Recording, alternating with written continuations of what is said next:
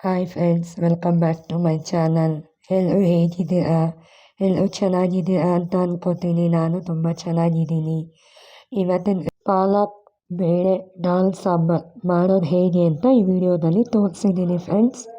ನೋಡಿ, ನೀವು ಮನೇಲಿ ಮಾಡ್ಕೊಳ್ಳಿ, ತುಂಬ ಚೆನ್ನಾಗಿರುತ್ತೆ. ಒಂದು ಕಟ್ಟು ಪಾಲಕು, ಸ್ವಲ್ಪ ಟೊಮೆಟೊ, 1-2 ಟೊಮೆಟೊ ಸಾಕಾಗುತ್ತೆ. ಒಂದು 1/4 ಕಪ್ಪು ಇಲ್ಲ ಅರ್ಧ ಕಪ್ ಆಗೋಷ್ಟು ಬೇಳೆ, ತೊಗರಿಬೇಳೆ, 1-1.5 ಈರುಳ್ಳಿ, ಸ್ವಲ್ಪ ಕೊತ್ತಂಬರಿ, ಸ್ವಲ್ಪ ಜೀರಿಗೆ, ಸ್ವಲ್ಪ ಸಾಸಿವೆ, ಸ್ವಲ್ಪ ಅಚ್ಚ ಖಾರದ ಪುಡಿ, ಸ್ವಲ್ಪ ಕರಿಬೇವು, ಹಾಗೂ 1 ಇಸ್ಲು ಬೆಳ್ಳುಳ್ಳಿ, ಸ್ವಲ್ಪ ಎಣ್ಣೆ, ಒಂದು 4-5 ಟೇಬಲ್ ಸ್ಪೂನ್ ಎಣ್ಣೆ, 1 ಚಿಟಿಕೆ ಅರಿಶಿನ, ರುಚಿಗೆ ತಕ್ಕಷ್ಟು ಉಪ್ಪು. ಮೊದಲಿಗೆ ಬೇಳೆನ ಚೆನ್ನಾಗಿ ತೊಳ್ಕೊಳ್ಳಿ.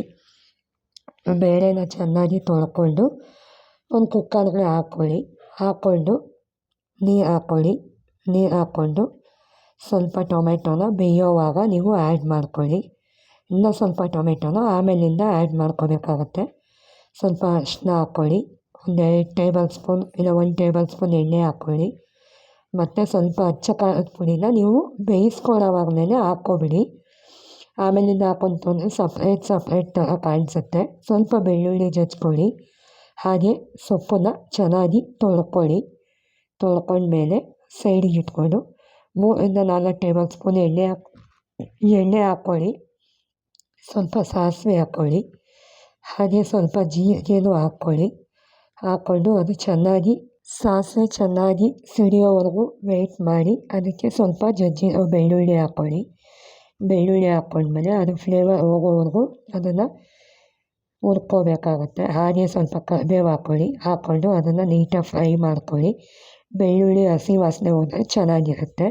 ಸ್ವಲ್ಪ ಈರುಳ್ಳಿನ ಹಾಕ್ಕೊಳ್ಳಿ. 1 ಈರುಳ್ಳಿನ ಕಟ್ ಮಾಡಿಕೊಂಡು ಹಾಕ್ಕೊಂಡು ಚೆನ್ನಾಗಿ ಅದನ್ನು ಬಾಡಿಸ್ಕೊಂಡ ನಂತರ ಟೊಮೆಟೊ ಹಾಕ್ಕೊಳ್ಳಿ. ಸ್ವಲ್ಪ ಟೊಮೆಟೊ ಆಲ್ರೆಡಿ ಹಾಕಿರ್ತೀವಿ. ಇನ್ನೊಂದು ಟೊಮೆಟೊ ಇರುತ್ತಲ್ಲ, ಅದನ್ನು ಇದಕ್ಕೆ ಸೇರಿಸ್ಕೊಂಡು ನೀಟಾಗಿ ಅದನ್ನು ಕಲಿಸ್ಕೊಳ್ಳಿ. ಮತ್ತು ಸೊಪ್ಪನ್ನು ನೀಟಾಗಿ ತೊಳೆದು ಅದಕ್ಕೆ ಸೇರಿಸ್ಕೊಂಡು ಚೆನ್ನಾಗಿ ಅದನ್ನು ಮಿಕ್ಸ್ ಮಾಡ್ಕೊಳ್ಳಿ. ತುಂಬ ಬೇಗ ಮಾಡ್ಕೋಬೋದು ಇದನ್ನು. ಚೆನ್ನಾಗಿ ಫ್ರೈ ಆಗಿದೆ ನೋಡಿ ಸೊಪ್ಪು. ಅಷ್ಟು ಸೊಪ್ಪಲ್ಲಿ ಇಷ್ಟೇ ಸೊಪ್ಪಿದೆ ನೋಡಿ. ಇದರಲ್ಲೇ ಗೊತ್ತಾಗುತ್ತೆ ಎಷ್ಟು ಫ್ರೈ ಆಗಿದೆ ಅಂತ.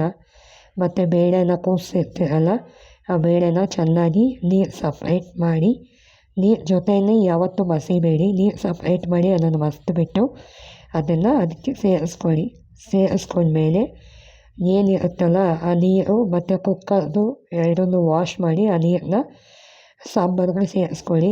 ಅದು ತುಂಬ ಟೇಸ್ಟ್ ಬರುತ್ತೆ. ಸೇರಿಸ್ಕೊಂಡ ನಂತರ ಅದು ಒಂದು ಕುದಿ ಬರಬೇಕು. ನೀವೇ ನೋಡ್ತಾ ಇದ್ದೀರಲ್ಲ, ಸೊಪ್ಪೆಲ್ಲ ಎಷ್ಟು ಚೆನ್ನಾಗಿ ಬೆಂದಿದೆ, ಸಾಂಬಾರು ಎಷ್ಟು ಚೆನ್ನಾಗಿ ಕಾಣಿಸ್ತಿದೆ ಕಲರ್ಫುಲ್ಲಾಗಿ. ಒಂದು ಕುದಿ ಬಂದ ಮೇಲೆ ಅದಕ್ಕೆ ಉಪ್ಪು ಸೇರಿಸ್ಕೊಳ್ಳಿ. ಫಸ್ಟೇ ಉಪ್ಪು ಹಾಕೋಕ್ಕೆ ಹೋಗಬೇಡಿ.